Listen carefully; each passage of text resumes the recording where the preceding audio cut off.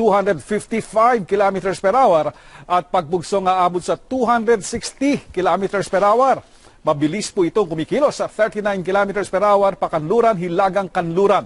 Tinaas ang public storm signal number 4 sa Eastern Samar, Leyte, Southern Leyte, Biliran Island, Eastern Samar, Extreme Northern Cebu, Bantayan Island, Capiz, Aklan at Northern Antique.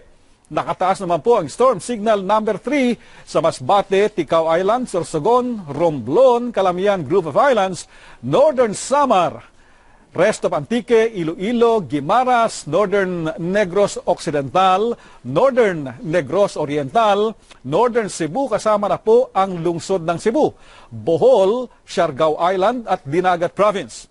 Signal number 2 naman po sa Mindoro Provinces, kasama ng Marinduque, Albay, Extreme Northern Palawan, Burias Island, rest of Negros Occidental, rest of Negros Oriental, Siquijor, rest of Cebu, Camiguin, Surigao del Norte, Surigao del Sur at Agusan del Norte. Signal number 1 naman po sa Metro Manila, Camarines Norte, Camarines Sur, Catanduanes, Southern Quezon, Laguna, Rizal, Cavite, Batangas, Lubang Island, dalalabing bahagi po ng Northern Palawan kasama na ang Puerto Princesa, Misamis Oriental at Agusan del Sur. Mapapaaga naman po ang pagtama sa kalupaan ni Yolanda. Inaasahan bukas po ng alas 5 ng umaga, magla-landfall sa Guian, Eastern Samar o sa Abuyog, Leyte. Inaalerto naman po ang mga residente na nasa mababang lugar at malapit sa bundok, lalo na po sa mga lalawigan na nasa ilalim ng babala ng bagyo sa posibleng flash floods at landslides.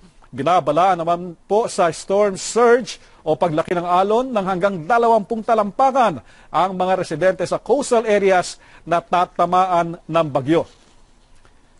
Kansilado na po rin ang klase sa lahat ng antas sa public at private school sa ilang lugar, maging sa Luzon, dahil po sa Bagyong Yolanda. Inanunsyo ng mga lokal na pamalaan na mga sumusunod po na mga probinsya at syudad na walang pasok bukas. Manatili nakatutok po sa ABS-CBN para sa iba pang nagbabagang balita. Ako po si Henry Umaga Diaz. Narito na ang mga balitang dapat abangan mamaya po sa Bandila.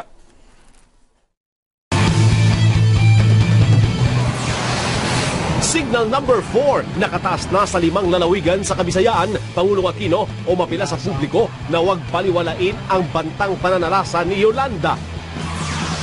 Mga senador, bigong mapiga si Janet Lim Napoles sa kanyang unang pagharap sa Senado.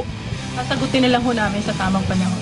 Hindi ko na matandaan, sir, matagal na po eh. Hindi ko maalala pero less than... Undocumented Pinoys lalo pang bumuho sa tent city sa ikatlong araw ng crackdown. At mga kandidata ng Miss Universe, puspusan na ang rehearsal para sa inabangang Coronation Night. Tutukan sa Bandila. Tanduay Ram 5 years.